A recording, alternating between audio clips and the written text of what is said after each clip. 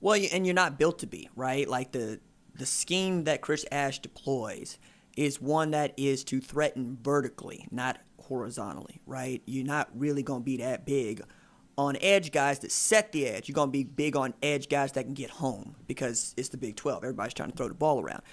The offense is going to revert back to what it was with Baker Mayfield in 2015. Problem is Spencer Rattler doesn't even have the wiggle that Baker Mayfield did, right? And that's even Baker could go get you 7 if it was there to go get. I don't think Rattler can do that. And when he does it, I'm always scared because the man got less wiggle than Alex Ross. And for Texas fans that don't get that joke, Alex Ross ran a 10-second 100-meter dash, like 10-2, coming out of high school in Jinx. Return kicks for Oklahoma, plays him running back. But unless that man had a hole that he could just run through, he cannot stop and start, and he cannot go side to side. So every time he would try to go side to side, he'd get a hitch in his giddy up, and somebody would smash him. And I'm going, yo, man, how you grow up playing backyard football and you can't shake nobody playing running back? Anyway, that's who Rattler is, right? The thing that you're speaking on, giving Charleston Rambo opportunities to do what Tay Barber was doing, right? Giving Seth McGowan opportunities to do what Barlow was doing. Those things are going to be there, but again, not if you can't run the damn football. Now, maybe you got a point in saying, Texas Christian couldn't run it on Iowa State, but they could run it on us. I hope that's the case, because I'm going to tell you this, man. If Rattler got to throw the ball 40 times again, that ain't no win for Oklahoma, right? That's another, 42-39? I mean, the scoring in this game, I think, is going to be big, but it's going to be because either Texas can't stop the run or Oklahoma can't stop the pass.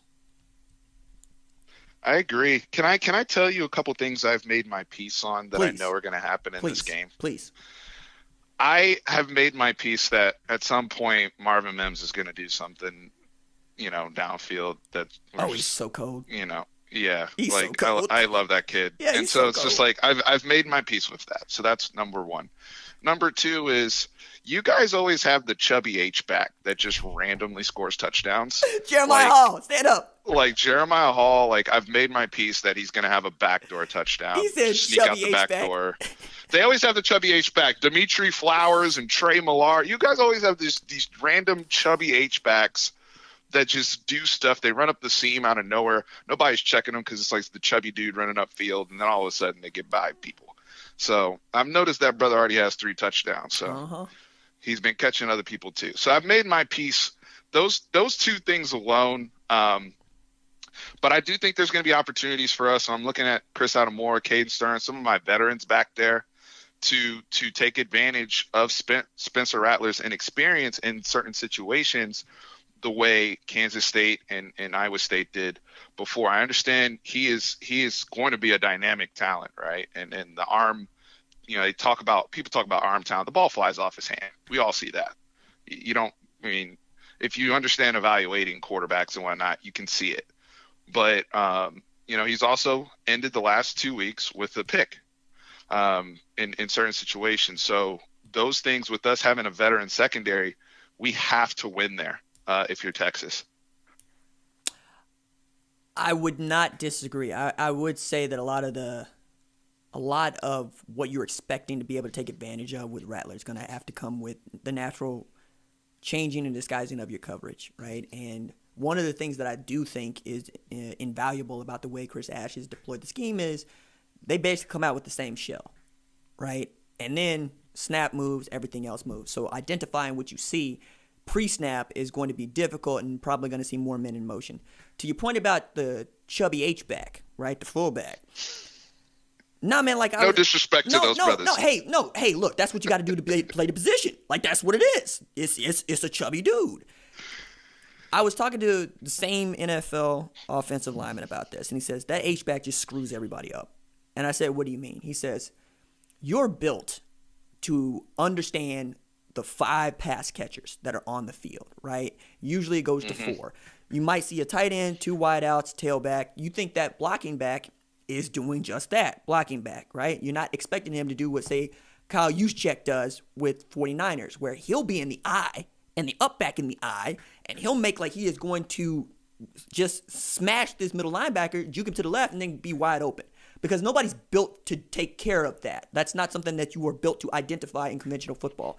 And Riley's always been really good about taking advantage of that player, whether it be Trey Millard or Dimitri Flowers or Jeremiah Hall. I'm really excited to see who matches up over the top of Austin Stogner. Because at 6'6", 250, yep, in man-to-man coverage, Rattler has demonstrated I'm throwing it to that dude. Number one, he is that big. And number two, he's nasty.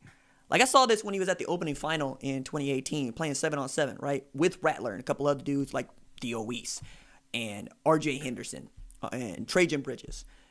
But what was very clear was he was not taking any smack off of anybody.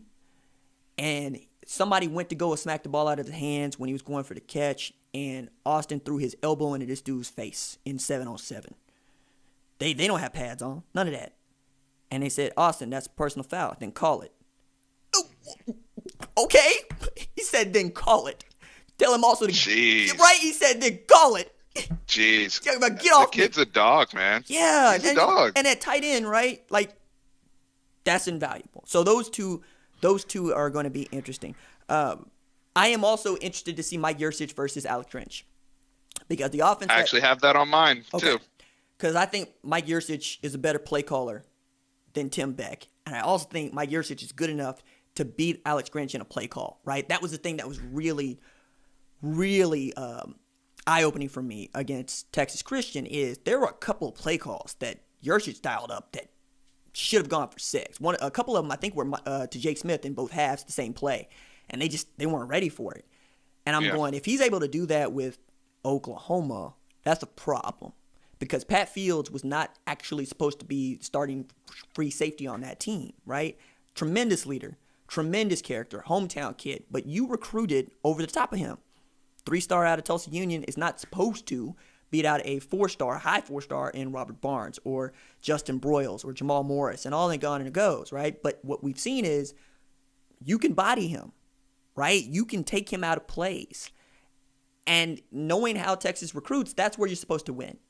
You're supposed to win in one-on-one matchups because you're supposed to be more talented. And that's always going to be the thing that terrifies me about University of Texas football. On paper, you win. Now, whether or not you live up to that paper is why we're here, right? Like, I've always thought that's fair.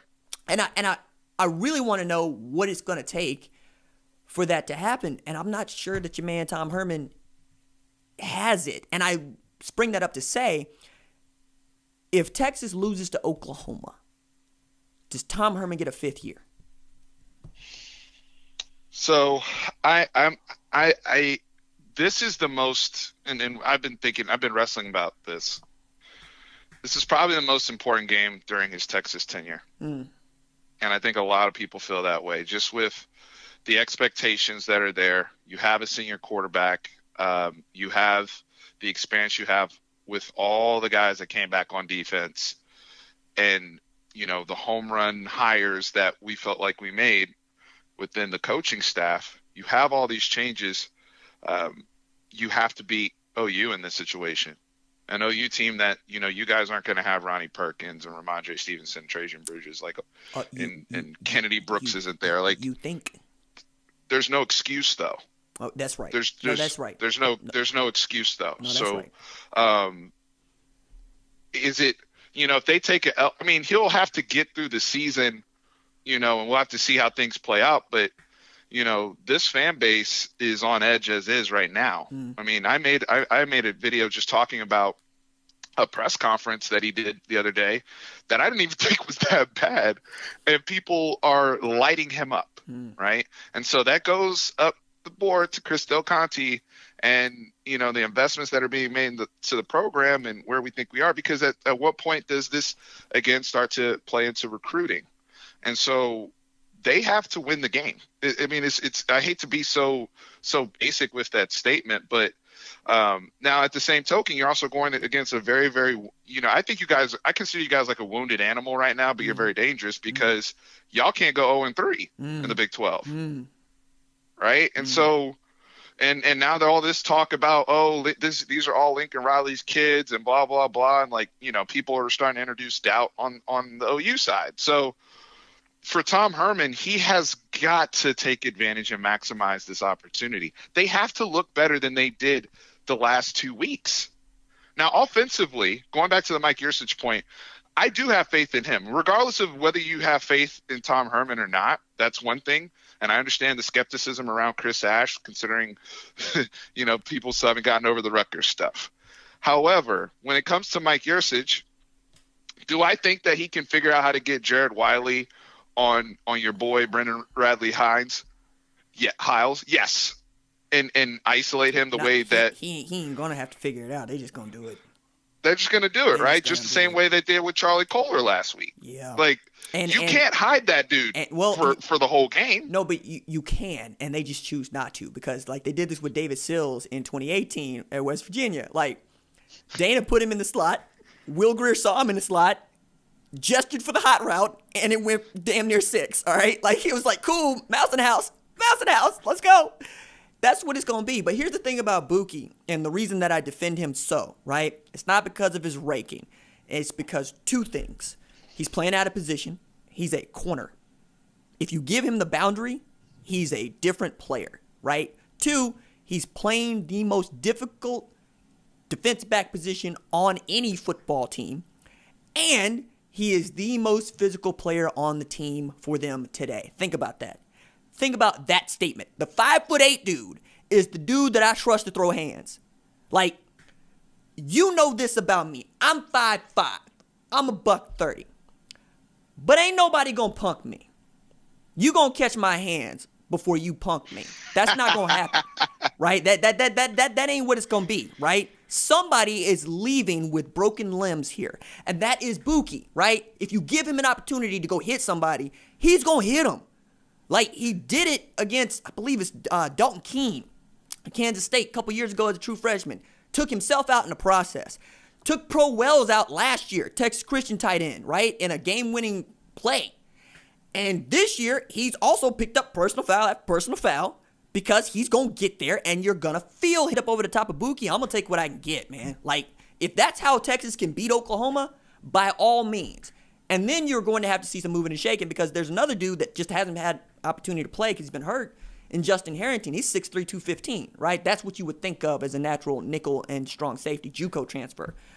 But yeah, I'm with you. And if you can line Malcolm Epps over the top of him, do that. Matter of fact, as I was saying, forget about Jordan Whittington getting healthy. Forget about Jake Smith. Yeah, he's practiced. Jordan Whittington, I believe, is practicing today. That's good signs. Forget about your 2 fast, shifty slot dudes and replace them with the big, overgrown tight ends. Because that's what Iowa State did. They ran 3 dudes that ran 6'4" to 6'6" and called them tight ends. And Oklahoma could do nothing. Meanwhile, we got Grinch talking about, I want longer, rangier defensive backs, and he ain't playing them. Bryson Washington, true freshman, he ain't playing. Kendall Dennis, true freshman, he ain't playing. Josh Eaton, true freshman, he ain't playing. Both of those dudes were really big gets for Oklahoma. Also, both from the state of Texas.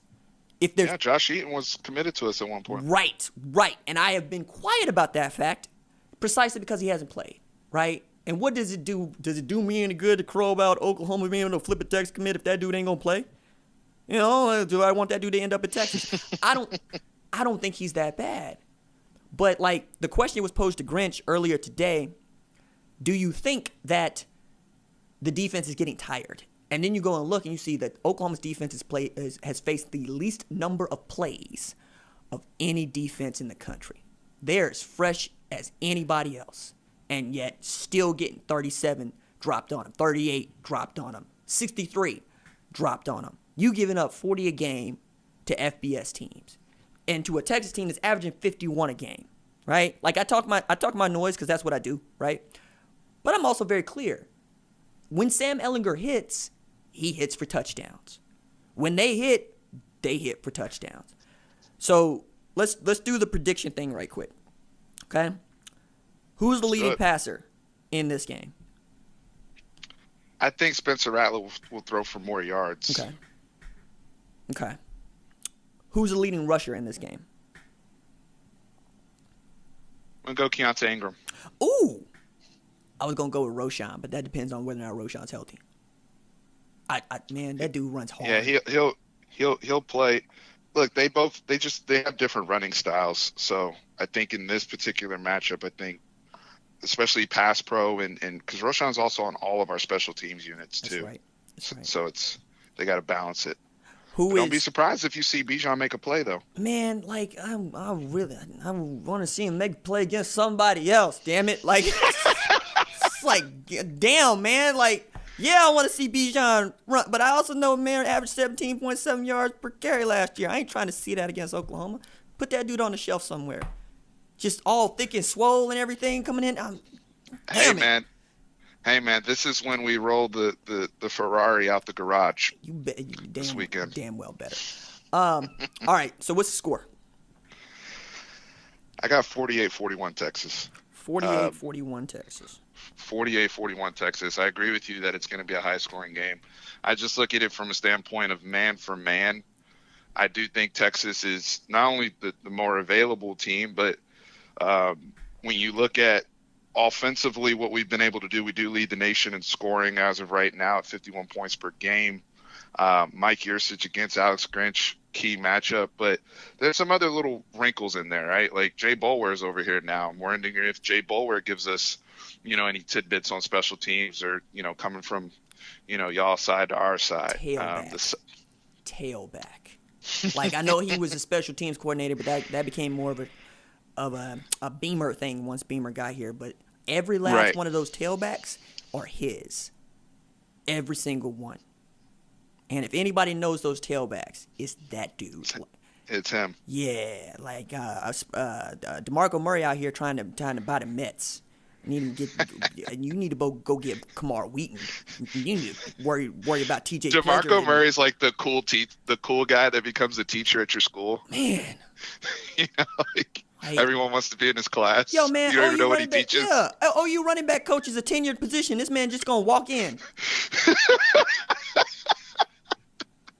So you were an outstanding student. I don't care. And you better go. You better go get published. And